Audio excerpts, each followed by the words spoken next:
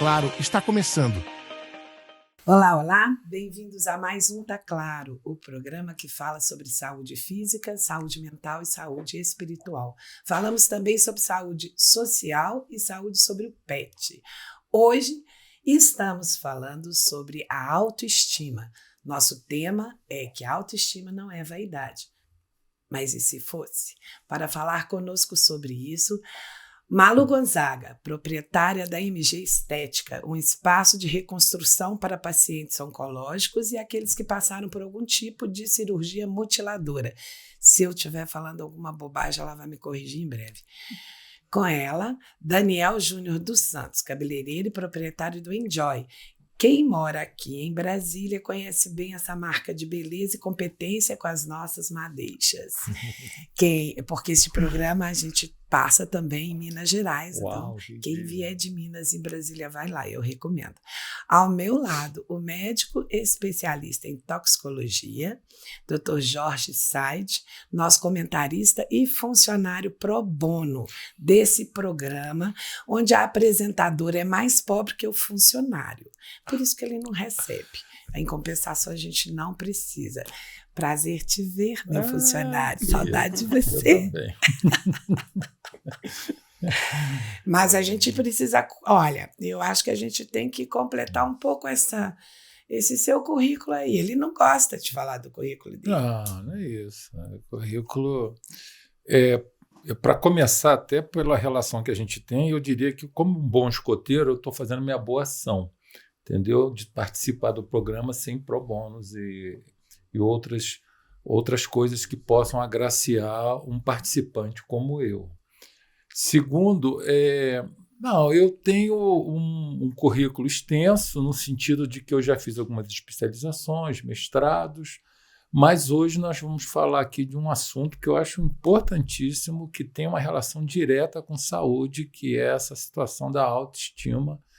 Isso é fundamental para que as pessoas, inclusive, possam ter uma melhora mais rápida dos seus problemas de saúde. Exatamente. E agora a Malu vai dizer pra gente, acertei sobre a MG Estética? Sim, 100%. Conta pra nós o que é a MG Estética, Malu. Primeiro que eu estou muito feliz de estar aqui com vocês, falar de um assunto tão importante, né, autoestima. A gente sabe que nunca vai ser futilidade, a gente sabe que esse autocuidado é importante, né? E a MG Estética é uma empresa que começou há 2 anos, e eu tenho uma história linda com Brasília, né? Eu estou aqui há 22 anos, e trabalhei com o Daniel durante muito tempo no salão de beleza, né? E lá foi uma vitrine no sentido de conquistar, captar clientes, né? Você já fazia esse trabalho fazia o trabalho mais de estética. Sim. Sabe, essa parte de reconstruir a sobrancelha, micropigmentação. Eu fui maquiadora por muito tempo, mas eu tinha aquela sementinha dentro de mim de querer trabalhar com algo mais voltado para a doação, reconstrução. Eu não sei, porque eu acho que com o que você trabalha, geralmente as pessoas acham pesado, porque o seu cliente é principalmente, eu não sei se é só ele, mas é principalmente paciente oncológico. Entende? Quando eu fazia só sobrancelhas, micropigmentação de sobrancelhas, eu tinha algumas indicações de oncologistas que queria que esse paciente passasse pelo tratamento oncológico de forma mais leve. Então, eu tinha algumas indicações de alguns profissionais para fazer as reconstruções de sobrancelha, delineador, para quem está assistindo, a gente sabe que perde os cílios, as sobrancelhas, tem uma palidez nesse rosto. Então, com a micropigmentação, a gente consegue deixar esse rosto menos abatido. Mas a gente sabe que nem sempre esse paciente também está com a saúde, com a imunidade, que ele possa receber uma intervenção, porque a gente trabalha com agulhas, com tintas, tatuagem mesmo. Então, de um tempo para cá, eu comecei a perceber uma sensibilidade de alguns médicos, oncologistas, mastologistas, que me indicavam para fazer essa parte. Foi quando eu conversei com o Daniel, que eu queria um espaço mais apropriado, mais acolhedor, uma clínica mais gostosa para receber esses pacientes, e foi quando surgiu a microparamédica, que ela vem muito forte, ela não é mais só não é só para os fins oncológicos, ela também, hoje em dia o Brasil é o segundo país que mais se realiza cirurgias plásticas do mundo. Conta para nós o que é a microparamédica. E pode acontecer, a microparamédica é uma tatuagem que vai durar em torno de 4 a 5 anos, então a gente vai fazer uma melhoria desse tecido que foi lesionado, né, pela cirurgia, né, pela retirada da mama. As mulheres, algumas perdem o mamilo e a areola, então a gente faz a reconstrução em forma 3D. A gente, quando é feito parcial de uma mama somente, a gente pega esse histórico dessa mama e reproduz a outra. Quando são das duas mamas, a gente pode conversar com esse paciente para a gente entender qual que é o gosto, o que ele deseja em tamanho, proporção, cor. E é interessante porque, assim, quando eu decidi ir para essa área, eu falei, gente, eu não posso só trabalhar a parte estética de sobrancelhas, né? Então, eu preciso devolver para essa mulher essa autoestima dela se olhar no espelho, se ver novamente de forma, né, que ela se sinta bonita, capaz, porque a gente sabe que o tratamento oncológico, existe toda essa perda como mulher. O câncer de mama, eu acho que ele mata vamos dizer, né, duas partes da mulher. Uhum. Ele tira o cabelo, são duas identidades fortes, e ele tira a mama. E hoje, graças a Deus, assim, esse paciente do SUS, por exemplo, ele tem a possibilidade de já sair com esse extensor, essa prótese, né? Mas antigamente isso não era possível. Então essa mulher, ela era mutilada e ela passava anos sem a mama, sem o silicone, sem a areola, sem o mamilo, sem essa reconstrução, apenas aquele corpo mutilado. Então esse trabalho é feito de forma voluntária. A gente tem uma certa dificuldade em acessar as ONGs. Como assim? Agora me explica esse voluntário. Esse trabalho na clínica, a gente faz ele de forma voluntária para essas mulheres que elas não podem pagar por esse serviço, que é um valor alto. Mas também a gente tem esse serviço de forma... que magnífico. A gente dedica uma boa parte da agenda para isso, mas também a gente tem um cliente que nos procura para fazer uma correção de cicatriz, no geral. Malu, o que te tocou para trabalhar com a paciente oncológica? Primeiro, porque assim, a gente vê a beleza como um todo. Essa mulher que chega para a gente é uma beleza como um todo. A gente não consegue dividir, a gente não consegue fazer só um cabelo, fazer só uma sobrancelha, a gente tem que ver ela como um todo. E são 22 anos dessas pacientes que se tornam queridas, amigas, e todas essas mulheres têm casos de câncer de mama na família e outros cânceres, né? Não é somente o câncer de mama. E essa necessidade, essa falta desse serviço no mercado, na pandemia eu decidi que eu queria me especializar, foi quando foi um boom, assim, eu falei, gente, eu vou me especializar nessa área, e quando eu voltei com tudo, já voltei com a clínica montada, com a ajuda do Daniel, essa clínica que acolhe essas mulheres de forma voluntária, é também esse trabalho de correção de cicatriz. Você perguntou o que é a correção, o que é a micropigmentação paramédica. Então, é a correção de qualquer tipo de cicatriz decorrente de acidentes, decorrentes de câncer e cirurgias plásticas reparadoras. Porque nem sempre essa cirurgia é 100%. Pode acontecer uma intercorrência, esse tecido pode ser necrosado, e aí uma tão sonhada cirurgia plástica se torna um pesadelo para essa paciente. Isso acontece? Acontece, infelizmente. Muito. E nem sempre é por erro médico. Quase nem sempre.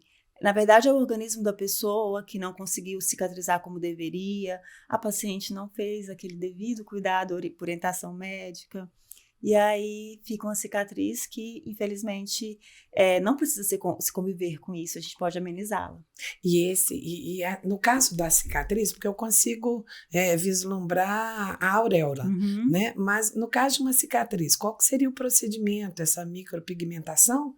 Da Sim, cor da pele? É feito quando se tem uma queloide, quando se tem uma cicatriz que a gente precisa tratar, no primeiro a gente tem nossos parceiros, que a gente indica também aos dermatos para tratar essa cicatriz né, de uma forma isolada, e depois a gente vem com a cor, com pigmentos para uniformizar essa camada da pele. Então fica uma cicatriz quase que imperceptível. Quase que imperceptível, por quê? Por que não 100%? Porque é uma lesão, é um tecido que foi, né, tá lesionado, mas a gente consegue deixar muito, muito bonito. E a gente tem, assim, uma melhora na autoestima dessa mulher absurda. Eu imagino. Nossa, elas ficam felizes. As oncológicas é assim, a cada história, a cada ciclo que a gente fecha, assim, é emocionante. A gente tem um relato de mulheres que, principalmente as vindas do SUS, né? Elas perdem os companheiros. Os companheiros não sustentam o tratamento. Eles não conseguem. Mas isso não é uma coisa, como diz, um problema só da mulher que vem do SUS, não. Né? Eu fiz uma vez um trabalho e é a maioria das mulheres que tiveram câncer eles perderam não seus maridos. É impressionante. Não. E os homens que tiveram câncer continuaram com suas mulheres cuidando todo acolhimento, delas. Né? Mas se você for ver, e eu até tenho um programa que eu quero muito fazer, a gente já está pesquisando sobre isso, a mulher, incondicionalmente, ela visita o marido ou o filho no presídio. O homem ou o filho não visita a mulher. É verdade. E o índice é altíssimo disso. Não, mas é uma cultura machista que nós mantemos, a gente continua, e a sociedade ultimamente, inclusive, parece que recrudesceu dessa cultura. Você está vendo um feminicídio absurdo todo dia na televisão, e como se não bastasse esse homem com essa formação machista, misógina, ele tem entre seus pares, eles têm uma oferta. A palavra oferta vem de situações, às vezes, num determinados ambientes onde há um quantitativo feminino muito maior. Então, ele junta uma coisa com a outra. Ele acha que é de direito ele ficar com uma pessoa que está enferma ou que passou a não ter mesmo os atrativos anteriores, e, enquanto isso, tem outras ali próximas que ele pode ter acesso.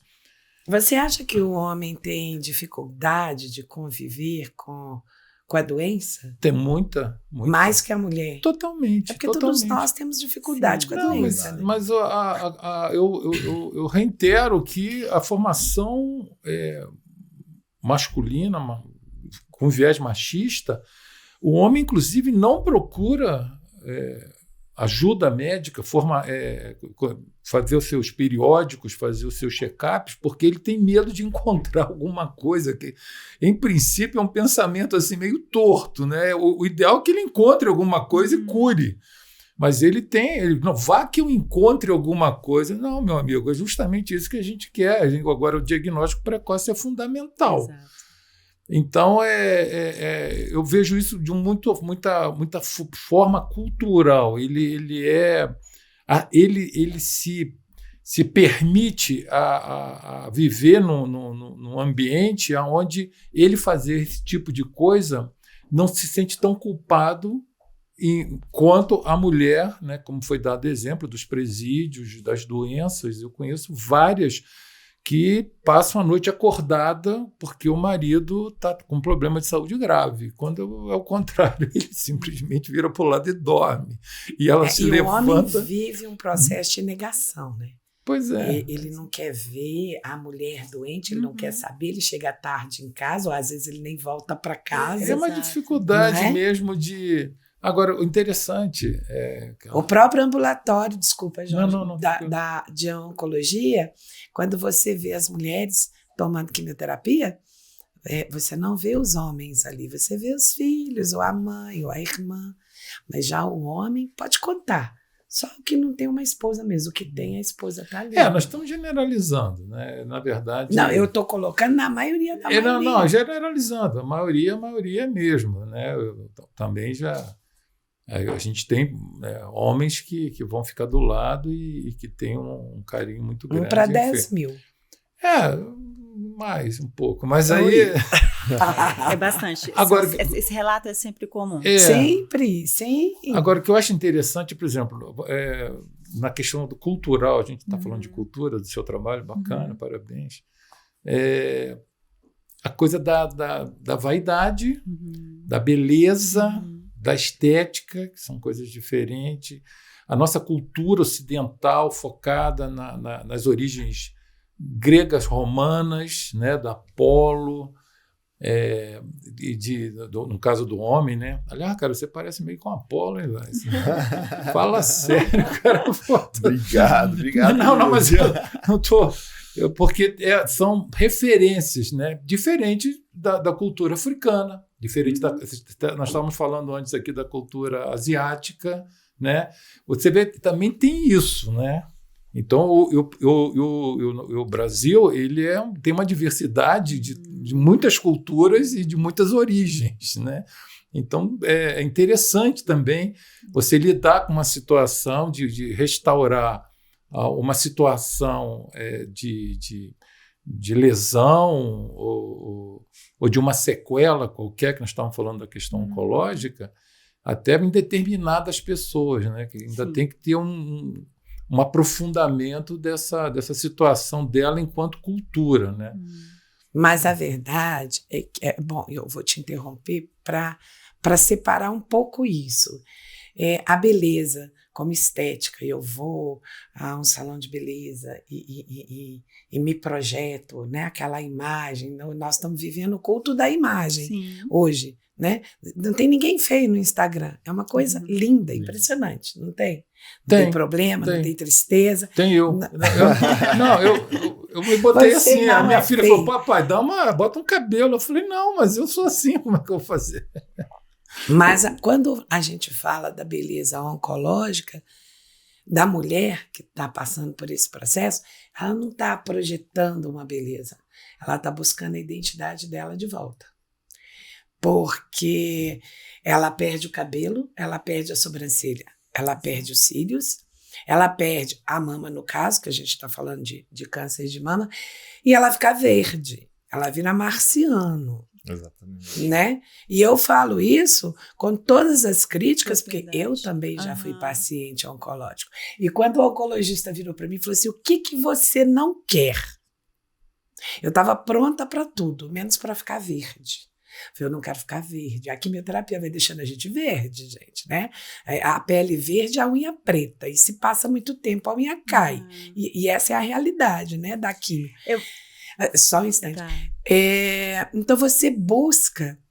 A gente está pronto para perder o cabelo, colocar uma boina, né? Ou um lenço, ou aqueles turbantes bonitos e tal. Você está pronta para fazer uma sobrancelha, nem que seja, né?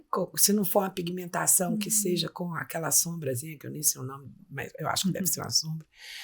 Você coloca um delineador, melhora a visibilidade, mas não melhora a ardência, porque quem perde os cílios, a gente acha que perdeu uma estética. Não, é uma cegueira. O olho fica ressecado. O olho resseca, dói, arde, queima, é um inferno. Você fica o dia inteiro com colírio. E junto a tudo isso, você ainda tem essa parte mutiladora, porque não existe um câncer de mama sem tirar pelo menos um quadrante. Sim. Você tira uma parte, né? Então, tudo isso, você se olha no espelho e fala, cadê você? Cadê aquela mulher? Eu tinha um cabelo aqui, ó. Aí, de repente, ele foi para dentro de um saco plástico. Você sabe o que é isso. E eu chorei, fiquei desesperada com aquele cabelo lindo aqui. E a minha mãe parou na porta do quarto e disse para mim assim, acho que não vai ter jeito. Eu olhei para ela, não vai ter jeito de quê? Eu estou pensando quem eu vou enterrar, se é você ou se é esse cabelo. Nossa, eu dei um pulo da cama, peguei aquele saco, já tinha 3 dias que tinha aquele defunto ali comigo, né? Olhando e naquele apego. Entreguei para ela, falei, pode enterrar ele, porque eu vou demorar.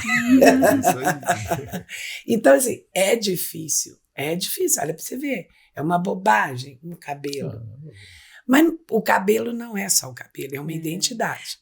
É o que a gente estava falando, né, Daniel? Daniel é um exímio cabeleireiro, é mestre dos cabelos, essas madeixas vermelhas, goste quem gosta ou não gosta, eu amei.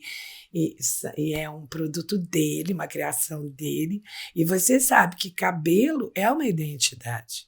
Exatamente. E é uma identidade que muda muito. Esse papo de o cabelo é a moldura do rosto, não é, não. É uma identidade. Porque quando você muda o seu cabelo, quando eu era adolescente, eu colocava assim, várias cores no meu cabelo, eu mesmo. Então era azul, era verde, era não sei o quê. E meu pai, eu chegava em casa e ele, se eu te ver na rua, eu não vou te reconhecer. Que cabelo, né?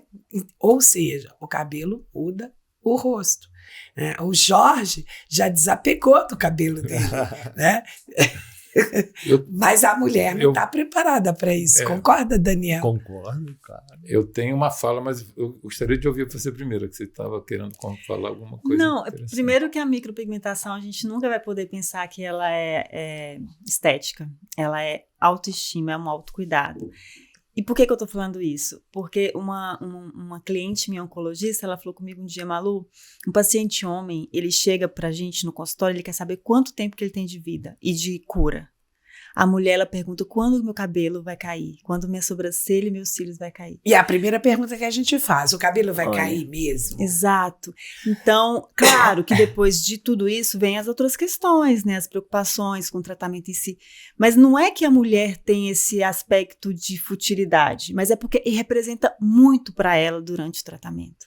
É porque a Como própria ela se sociedade sente. coloca a mulher, ela não existe sem o complemento do cabelo, né? E isso é lá da época de Jesus, quando tinha aquelas mulheres Sim. com véu, né? E ela não existe sem a mama, né? A mama é no consultório médico, Exato. porque na vida são seios volumosos ou pequenos, decote, sem decote. Então é uma identidade, concorda, Malu? Concordo.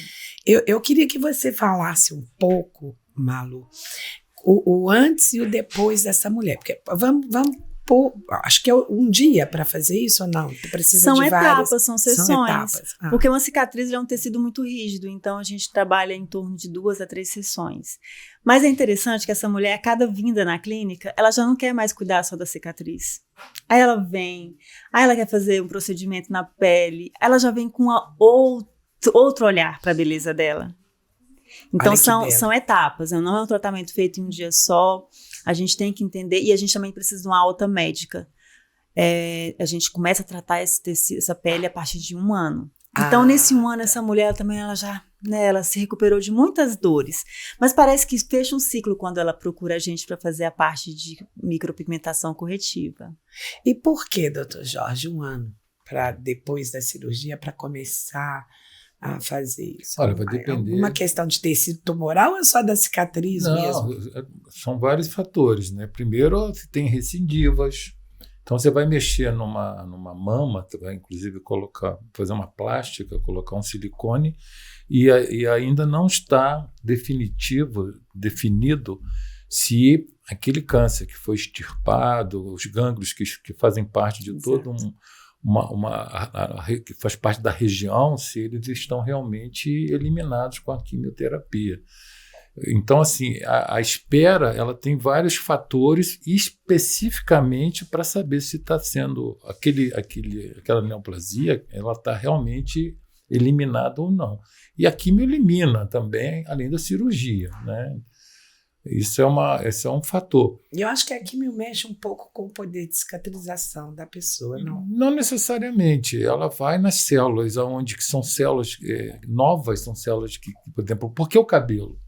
Porque você tem uma produção de capilar das células que são tudo que tem movimentos de crescimento, nós estamos falando de fâneros, unhas, cabelo, isso para a químio, ela identifica qualquer coisa que está em crescimento. E, no caso, o tumor está em crescimento.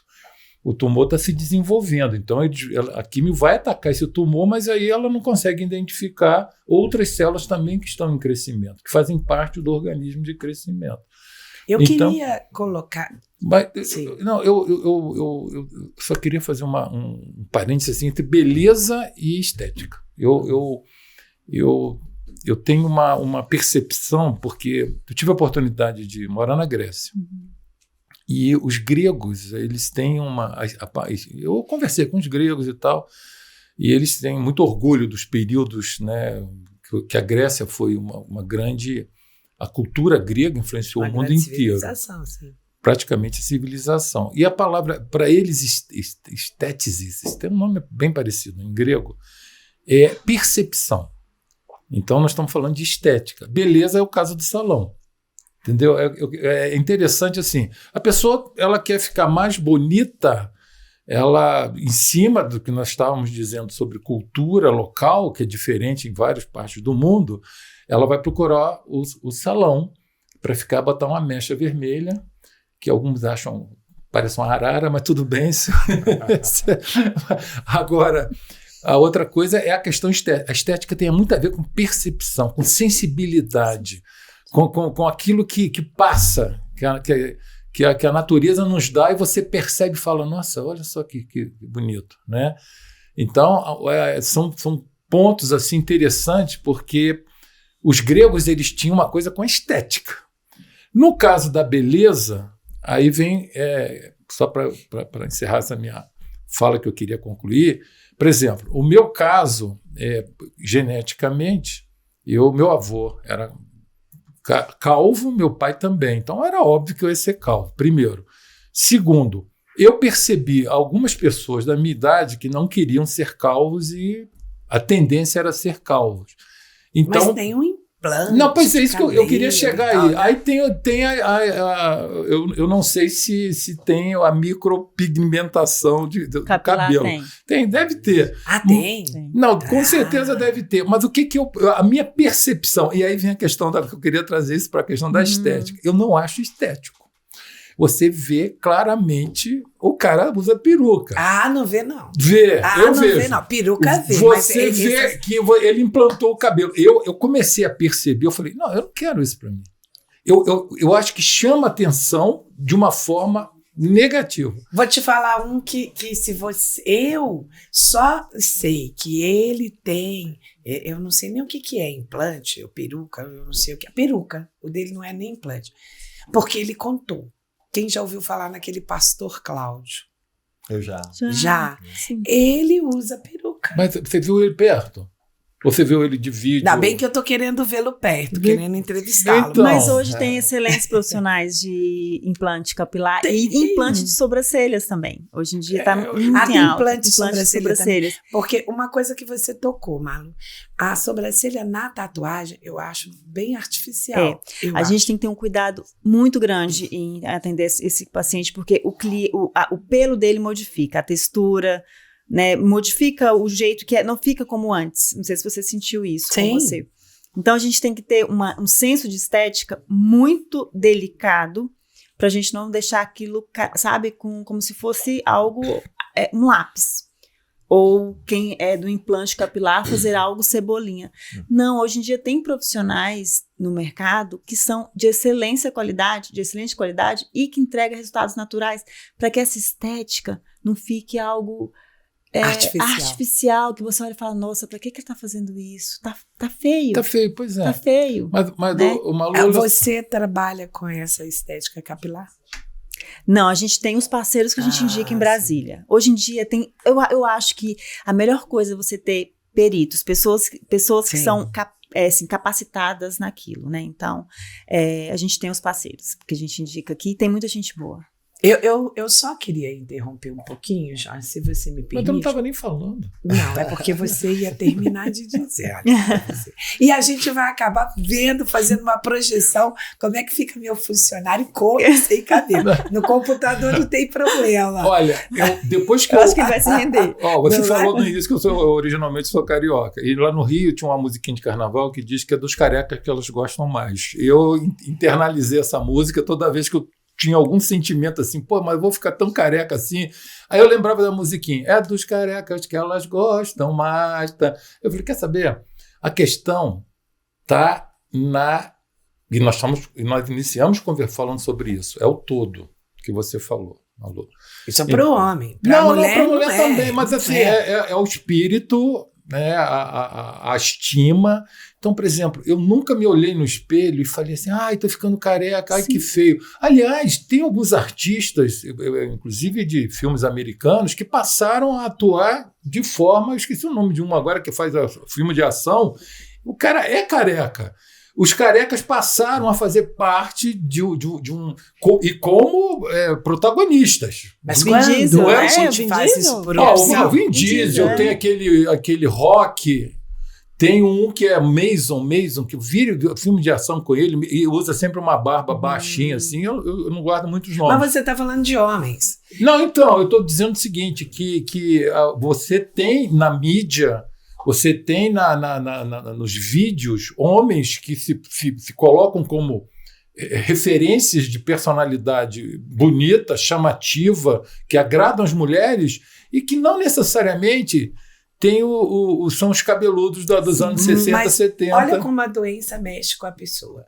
Eu conheci um homem que fez o tratamento de quimioterapia e perdeu o cabelo. Eu não sei por que homem demora mais perder cabelo que mulher no tratamento de quimioterapia. Será que eu que acompanhei isso que não perdi? Eu não sei. Que a cabeça é dura.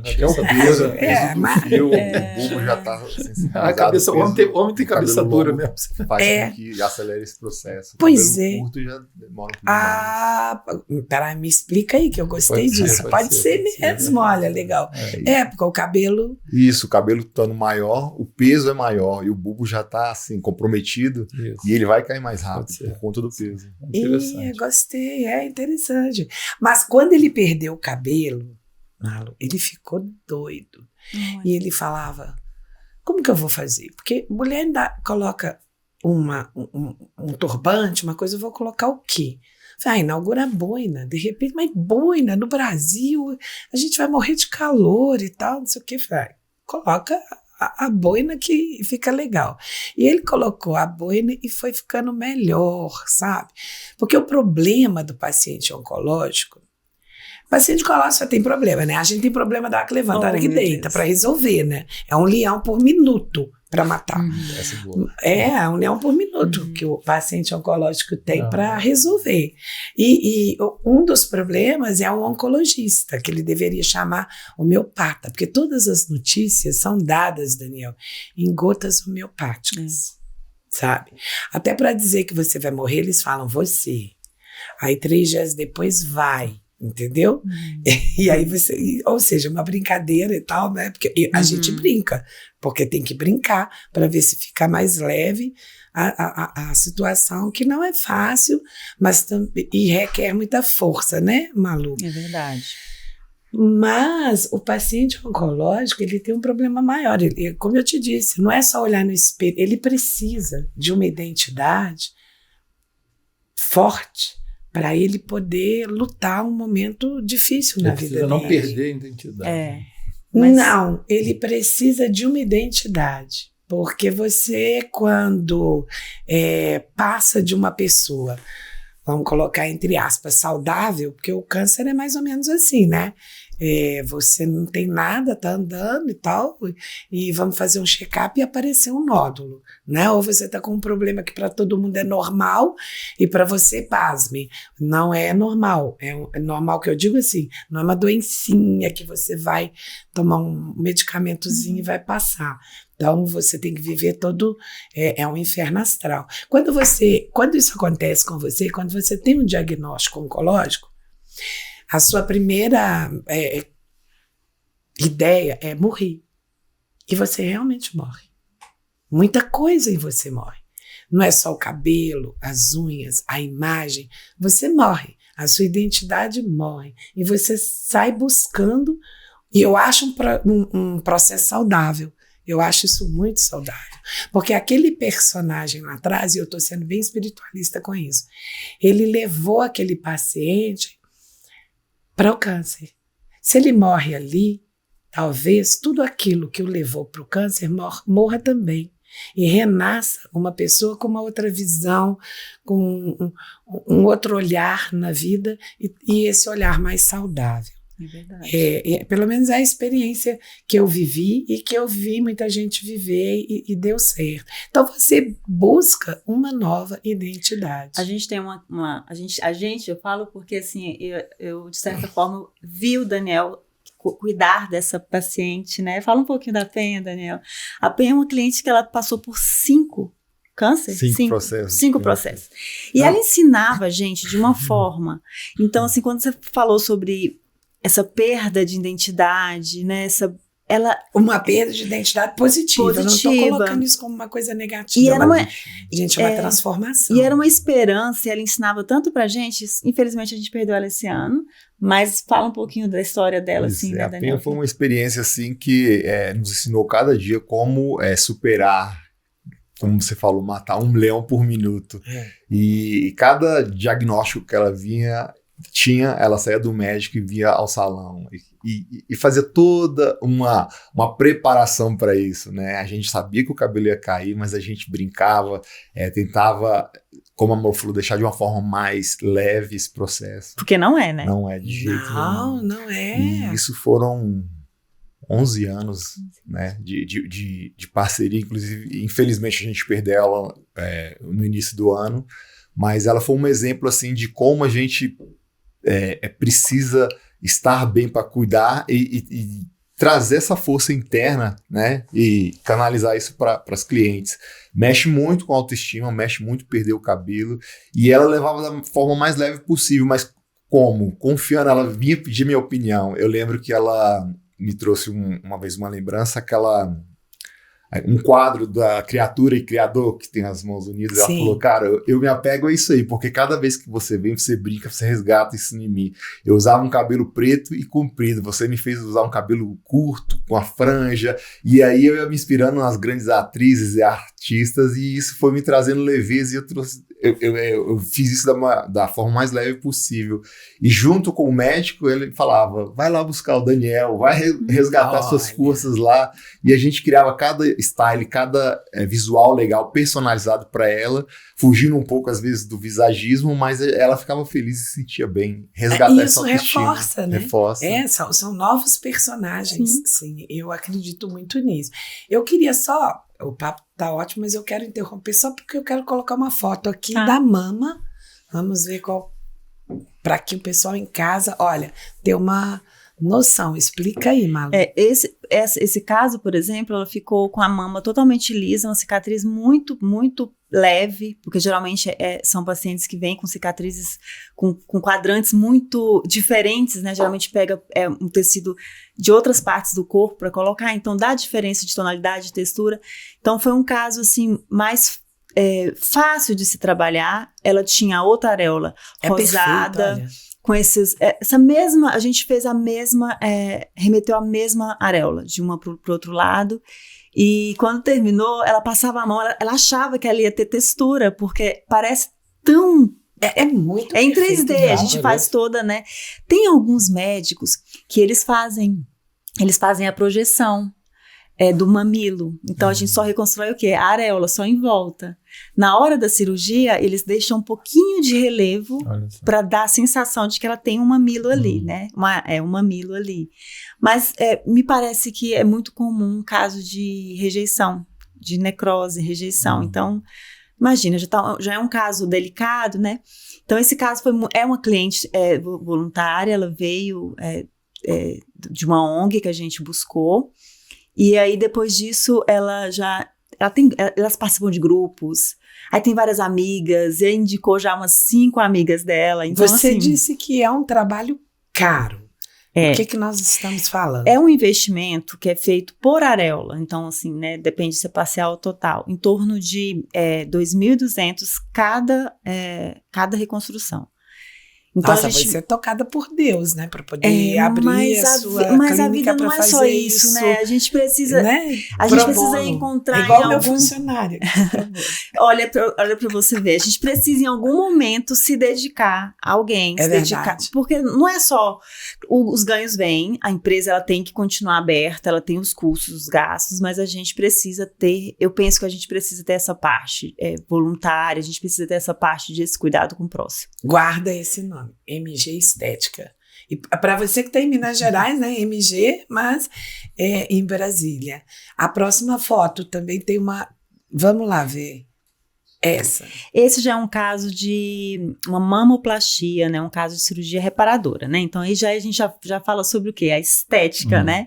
E aí o que acontece? Quando está fase da cicatrização pode acontecer esses pontos mais claros, a cliente perde, acontece essa perda do tecido e a gente aqui ainda está em tratamento, a gente vai melhorar um pouco mais essa tonalidade.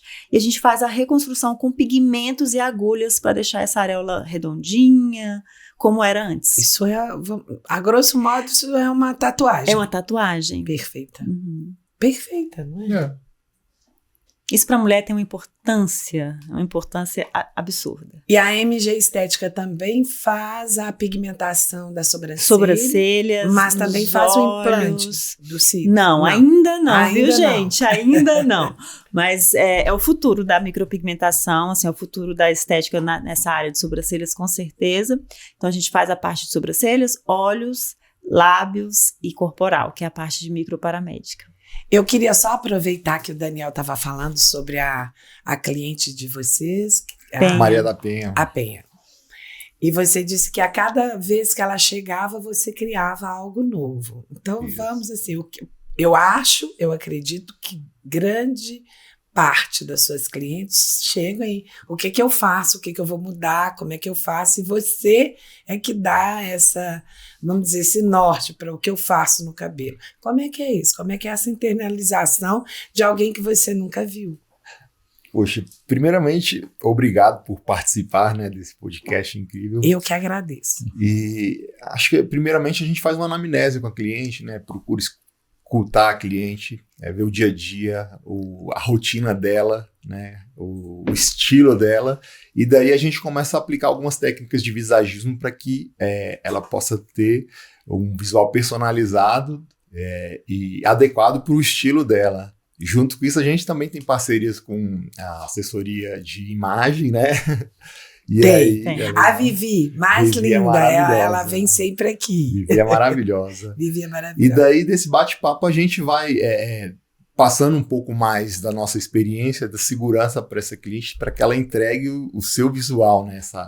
Essa coisa tão importante que, como você falou, o cabelo não é a moldura do rosto, o cabelo é uma grande parte da identidade. E do homem e da mulher. Exatamente. No seu caso, você vai arrumar, lógico, o cabelo de uma mulher, mas de um homem também. Homem também, E a gente tem que ter essa sensibilidade. As clientes, ela vai te dando sinais de como é a personalidade, como é ela, e aí você pode ir oferecendo aonde a gente pode chegar, até onde a gente pode chegar. Tem clientes que são super apegadas com o cabelo. Você disse uma coisa quando você chegou aqui, eu pude fazer isso no seu cabelo porque você segurava. Então, o que é segurar a imagem? A gente analisa os seus traços, né, a sua personalidade, a sua carreira, e aí a gente tem a felicidade de trabalhar essa veia artística em cima, né, de um cabelo personalizado dentro do seu visual que te passa mais segurança, né? E você vai carregar esse cabelo onde você for. Como ele falou, arara, sou uma arara feliz. A avó dele que é arara, entendeu? É porque não tem cabelo, aí ele fica falando do cabelo dos outros, né, Jorge? Eu entendi perfeitamente o que o Daniel quis fazer. Se a pessoa é meio porra louca, você já bota um cabelo vicioso. Tá vendo que ele é cruel? Você já que ela seja porra louca. Não, eu não falei nada. Ele não disse isso, imagina. Jorge, o Daniel é uma espécie, assim, na minha vida, ele foi uma espécie de pronto-socorro. Porque eu cheguei no salão dele desesperada, porque eu tinha ido num profissional aqui, nada profissional, a minha vontade é de dizer quem é, mas eu não vou dizer, tudo bem. E estragou, não fez o meu cabelo legal, não fez direito, né? E quando eu sentei na cadeira dele, eu estava desesperada, sabe, para arrumar o cabelo. E naquela falta de confiança, porque eu nunca tinha visto ele e tal. Quando ele é diferente. A gente que é mulher, a gente sabe. Quando pega no cabelo da gente. Quando pega no cabelo da gente, vai, e é um profissional, vai fazer legal, sabe? E quando ele pegou, eu falei, não, vamos fazer, vai dar certo. E estamos aí, né? Tô vendo.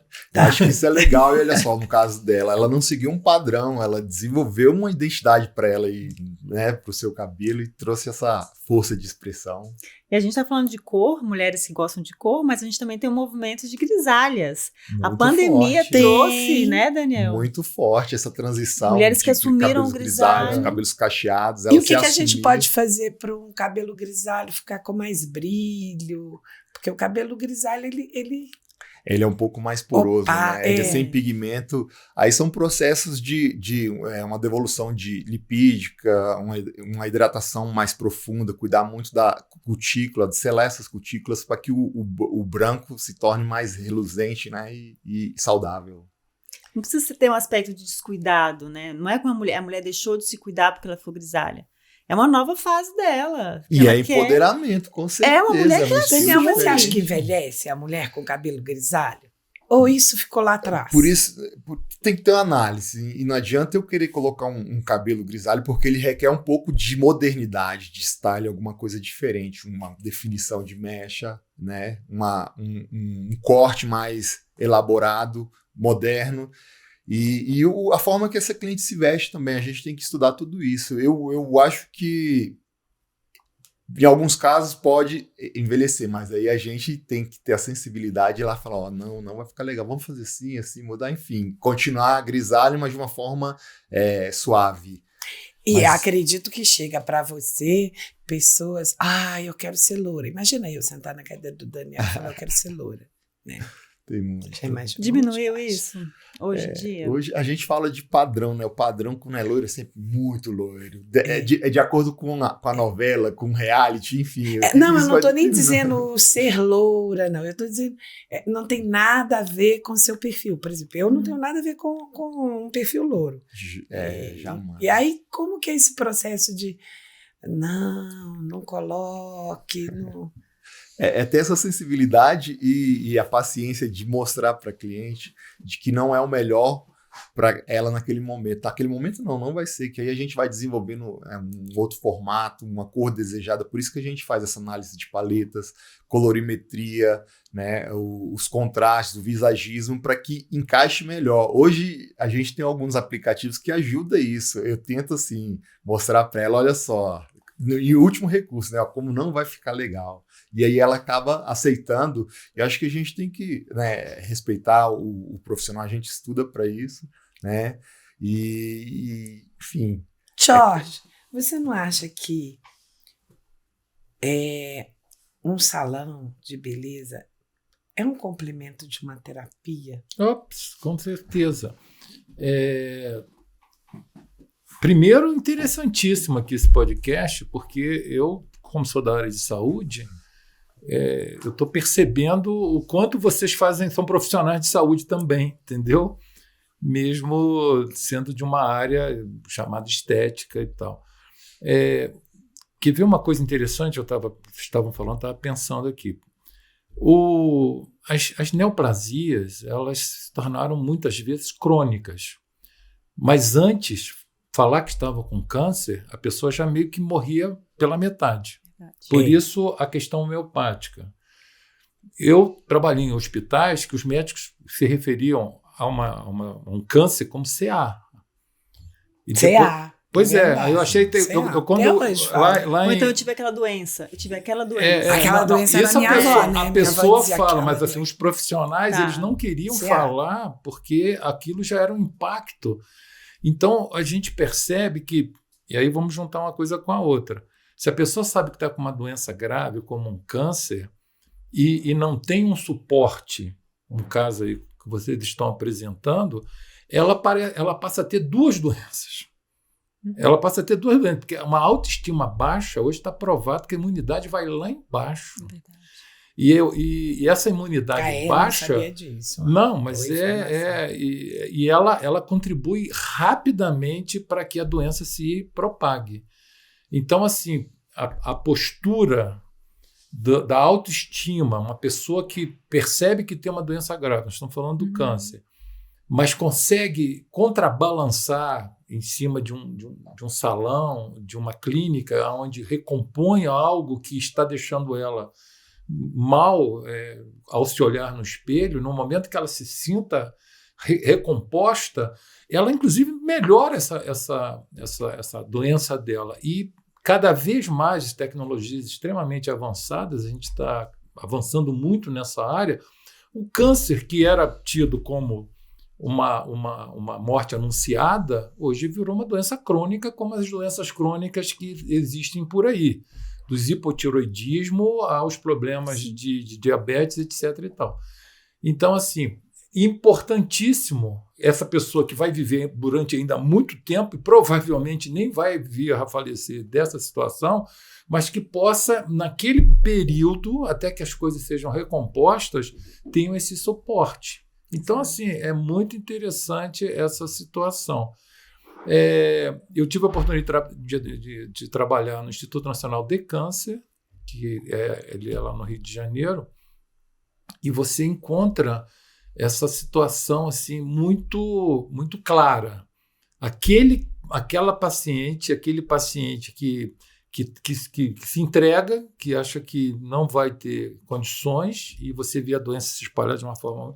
E aquele que procura acreditar que vai melhorar e repõe, né, a esses chamados fâneros, principalmente, que são essas quedas de células que estão sempre em processo de crescimento e que, principalmente, a quimio, ela também, nesse período, ela atua, né? Então, é interessante esse fator. A questão, voltando aqui para a minha calvície... A minha calvície é ótima. O que a gente vai fazer com a calvície? Não vai fazer nada, porque eu já cheguei à conclusão do seguinte, o todo, foi dito várias vezes aqui, então, nós estamos falando de duas coisas diferentes. Aí volta a questão da estética e da beleza. Eu vi isso um monte de vezes, assim. Eu acho mais fácil nascer homem, não é? O que vai fazer com a calvície? Não, nem isso não. Eu acho o seguinte, primeiro é você... Aí nós vamos entrar na questão do cabelo branco, né? Mas olha, o Daniel está com um look legal. Pois a minha mãe faleceu com 93 anos de Covid, infelizmente, era uma cabeça ótima, muito melhor do que a minha, e estava com uma saúde perfeita. Ela nunca quis pintar o cabelo. Então, o meu cabelo era prateado. E alguém falava, o que você fez nesse cabelo? Porque ela tinha um cabelo bonito. Ela falava assim, não, eu pintei de prata. E eu tenho 3 irmãs. Uma também deixou assim. Eu achei que ela ficou mais bonita. Da outra que pinta. E pintou tanto que o cabelo começou também a cair. Você usa muita química. Porque tem esse problema. Ainda tem isso também. Dependendo da... Então, uma das irmãs parou e falou, vou fazer igual a outra. Essa coisa de se assumir... Estamos falando de ótimas diferentes. Chega lá uma perua, uma pessoa que quer botar um cabelo vermelho, assim, bonito, entendeu? Aí, ela quer ficar diferente, ela está no seu momento de vida diferente. Isso tudo que ele está se vingando da calvície. Eu acho que o doutor, ele é bem resolvido, né? E eu acho que a gente fala assim, recuperar a identidade, ou seja, a identidade dele é essa, que ele é bonito, se ele colocar um cabelo, ele vai perder um pouquinho essa identidade dele. Mas olha, eu estou querendo trazer isso, eu não tô aí de exemplo para ninguém. Então tem gente que se sente inseguro, que eu acho que isso é muito ruim. Isso é muito ruim. A pessoa insegura, que chega no ambiente e acha que está todo mundo olhando para a calvície dele. Mas o importante é você estar bem resolvido. Não importa, mas se é com cabelo, é isso. Então, por exemplo, mulheres hoje que querem manter o cabelo prateado porque que tem uma relação com o envelhecimento. Só que nós estamos vivendo muito mais. Então, os cabelos ficam brancos a partir dos 40 anos, 50. Essa mulher vai viver aos 90, então ela vai pintar o cabelo sempre. Então, ela não quer saber. A minha personalidade permite que o meu envelhecimento... Teve várias atrizes que falaram, não, eu não vou fazer plástica. É assim que eu sou. Só que transmite algo interno de uma segurança tão grande, de uma autoestima tão grande, que isso passa desapercebido. Quando você tem uma certa insegurança em determinadas situações, fisicamente falando, estou falando do seu fenótipo, você também transmite essa insegurança para as pessoas. Então, eu diria a você que eu conheço pessoas que ainda estão envergonhadas de estarem perdendo o seu cabelo. Aí vem com alguns medicamentos, tem não vou citar o nome, que é um nome comercial, mas que tem uma hepatotoxicidade muito forte. Então, ele toma um medicamento para o cabelo não cair e arrebenta com o fígado dele. E eu falo, mas isso aí não é bacana. Não, mas legal, assim, né? mas essa saúde coisa de você se aceitar às vezes, né? Não estou querendo tirar a tua clientela, não, tá? Essa coisa de você, às vezes, então, por exemplo, a estética que nós estamos falando de recomposição de alguém, tudo bem. Mas a questão da beleza, isso é uma coisa que se você tem que se olhar no espelho e falar, eu gosto de mim assim, e quem quiser gostar de mim vai ter que gostar assim. Mas eu acho que você... Nada é assim. Isso é papo até para um outro podcast. Não é assim. Você pode ser um assim melhor. Por exemplo, às vezes a gente está amargo. Não precisa ser amargo. Pode estar sempre melhorado. Às vezes você não está bem com aquela roupa, você trocar de roupa, melhorar a sua estima para se tornar uma pessoa até mais simpática, mais alegre. Eu acho que tudo é dosagem também, para não ficar ridículo em vez de ficar belo. Né? É um papo para um outro podcast. Agora eu quero colocar a foto aqui, a foto da equipe do Daniel. Vamos lá. Não, a outra. Essa é a da Malu, né? A equipe. Esta, olha, gente, é o You Enjoy. Dá o serviço, Daniel. Nossa, eu assim me orgulho desse grupo, né, desses sócios, dessa equipe, dessa marca. E isso nos faz estar sempre bem e procurando o melhor. Asa Sul. Asa Sul, isso, 111 Sul. Essa aí é a equipe You Enjoy. Esses são os nossos pilares. E que orgulho. Você também está na Asa Sul, Malu? Tô perto do Daniel. Assim, até isso eu quis, né? Linkar, né? Porque a gente tem os mesmos clientes. A gente precisa contar que eles são marido e mulher, sim. Tá? Isso mesmo. A gente tem os mesmos clientes, porque os serviços que eu ofereço na clínica, o salão não oferece, então a gente tem um respeito muito grande por cada integrante dessa equipe, né, dos sócios. É uma equipe grande, são quantos funcionários hoje, Daniel? Hoje são 83 funcionários. Você imagina? Então, assim, muita gente. São muitas... E o salão é lindo. O salão é lindo. Delícia, sei lá, se eu fosse você, ia lá. Tá. Você tá convidada. Vou fazer a sobrancelha, então. Olha, mas é muito bacana mesmo o trabalho de vocês. Mas tem um careca lá, de óculos lá. É sobre isso, né? Sobre cada um com a sua personalidade, com o seu estilo, né? Sobre não ser ridículo, ser leve, encontrar a sua própria beleza. Não, mas eu estava falando sobre isso. Que bonito isso, gostei disso. Não, mas eu estava falando isso também. Né? Fala que é bonito que eu falei também. Então. Mais ou menos. Porque eu falei, ou assim que eu falei, o que isso. O que a gente pode falar é o seguinte... infelizmente, eles vão ter que ir embora. Né? Não, mas... Amanhã a gente está aqui de novo, tá? Amanhã não. Nossa, passou muito rápido. Depois de amanhã também. A gente não, tem trabalho. Mas o papo é bom, né? Não, mas olha só, passa muito rápido. Mas olha só para terminar. O assim não é engessado. O assim é você ter a personalidade de, nesses momentos, que a vida da gente é um sobe e desce, né?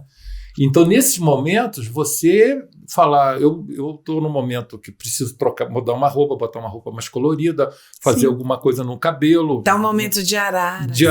Entendeu? Mas, assim, é fundamental a importância da atividade de vocês para que isso aconteça. Seja as pessoas necessitadas por uma questão estética, que passaram por uma doença grave, ou seja até para mudar o humor naquele momento que fala, pô, briguei lá com o meu companheiro, com a minha companheira, não sei o quê, eu vou pro salão. Daniel... Isso também é bom, não é? Faz uma arara na minha cabeça. Muda o ciclo. Muda o ciclo. Quando você acabou um casamento e você... O cabeleireiro é o primeiro profissional que é procurar. O cabeleireiro e o terapeuta. Não. Terapeuta e cabeleireiro. Não, olha só, acabei de receber de uma mineira. Não, o terapeuta a gente vai antes para poder largar separar, aquela né? pessoa. Mas o cabeleireiro é aquela pessoa assim, renasci, estou bem. Eu tenho que falar isso. Eu acabei de receber, essa semana passada, uma grande amiga mineira, de Varginha. Uai. E ela falou, meu marido me largou. Ainda é marciana. Eu falei, não foi por isso que o marido largou ela, não. Aí eu falei, largou não. Você não é nenhum objeto, um celular que você esqueceu. Ótimo, isso mesmo. O azar foi o dele, porque eu conheço o casal há muito tempo. Mas a primeira coisa que eu falei para ela falou, pô, tô muito triste. Eu falei, minha filha, bota um batom, vai no cabeleireiro. Eu falei isso pra ela. Tá no meu WhatsApp. Vai no cabeleireiro, chama as amigas e vai para um bar comemorar. Ela falou, poxa, olha, eu acho que eu vou fazer isso. Foi isso que aconteceu. E a verdade é isso mesmo. Eu gostei muito disso. Ninguém larga ninguém. Nossa, as relações muito importante acabam. Ninguém larga. Não, mas é porque estava... A pessoa, o primeiro momento é triste. É como ela se sente, né? Como ela se sente, né? Ele também. Ele, provavelmente, ele pediu para separar. Mas eu assim, nunca me senti larga. Eu já fui abandonado um monte de vezes igual cachorro. Mas aí eu virei pinto no lixo. Não, isso não foi, você não pode dizer. Olha, não quero saber a intimidade da gente. É melhor ficar do lado de lá. Bom, casal, que maravilha. Parabéns por vocês. Parabéns. Eu tenho um bebê lindo. Qual é o nome? Dom. Ele se comportou, ele está dormindo até agora. Ele veio com a gente, está se comportando. Tá, olha só. Legal. Muito obrigada, Daniel. Eu te agradeço muito pelo convite. E vamos cada vez buscar a sua melhor versão, né? Vamos sim. Agora, a gente cansa às vezes, né?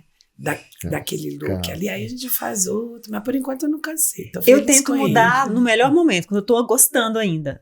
Tô amando aquele visual do cabelo ali que ele fez, mas aí eu mudo quando eu tô gostando ainda, pra não ter enjoado. É uma ótima... No caso de voltar... Você tá amando o cabelo ruivo. De mel. De repente o próximo já... Vamos pensar em mudar, porque é impressionante como me dá uma coisa boa, sabe? Tô gostando, mas eu quero mudar assim mesmo. Ih, não bate um arrependimento? Zero arrependimento. Casado com um cabeleireiro, não posso ter arrependimentos, né? Quanto a mudanças, né? Ela é tão determinada que às vezes se não muda, ela vai lá e muda ela mesma, só corrige depois. Mas aí ela te entrega o cabelo, assim vai ser... Não, ela que é se eu resistir na mudança, ela mesma vai lá e corta, ela tem atitude, vai lá e... Ela corta e depois fala, depois ele conserta. Olha... Muito obrigada. Eu que agradeço. Malu, seu trabalho é belíssimo. Né? Eu espero poder compartilhar. Tem poucos profissionais em Brasília que trabalham com isso. Inclusive, quem quiser nos procurar para poder aprender essa técnica, né? Nós também somos especialistas em ensinar, então eu acho que a gente pode compartilhar essa técnica também. Aí em Minas Gerais, eu não conheço, né? Uma das nossas colaboradoras que trabalha com a microparamédica também atende Minas. Então, ela atende Brasília, Minas, ela atende em Paracatu. Então, Paracatu é quase Brasília.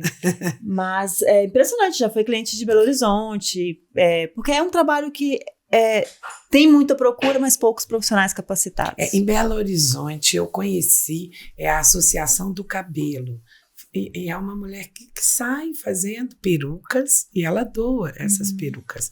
Ela faz de acordo com o rosto e tal, mas para paciente oncológico. Para o Jorge não tem. Não, nós temos um amigo, vou falar o nome dele aqui, o Auro, que ele tem uma origem nipônica, ele deixa o cabelo crescer. E quando está bem grande, ele corta para doar.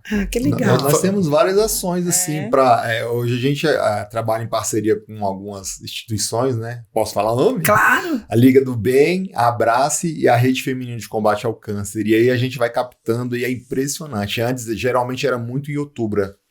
A ação é muito forte em outubro, mas no decorrer do ano a gente recolhe aí vários e vários cabelos para que possa ser feito essas perucas, essas próteses, né? E é super legal que a gente convida depois o doador para ir no dia de entregar as próteses e modelar na cabeça da paciente, faz um café da manhã e ela vê o que ela fez pelo próximo, é bem legal. Eu acho que você está explicado para mim por que vocês são profissionais de tanta excelência e por que o seu salão e a sua clínica são lugares tão maravilhosos. O que vocês têm dentro, vocês apenas projetaram fora. Belíssimo trabalho de vocês. Obrigada. Belíssimo. Obrigado. E muitíssimo obrigada, Daniel, mais uma vez. Malu, muito obrigada. Obrigada. Não precisa agradecer. Eu vou agradecer. Amigo para essas coisas. Olha, você tem que bater ponto aqui amanhã. Mas isso é outra conversa. Tá, a gente conversa. E tchau. Tchau, tchau.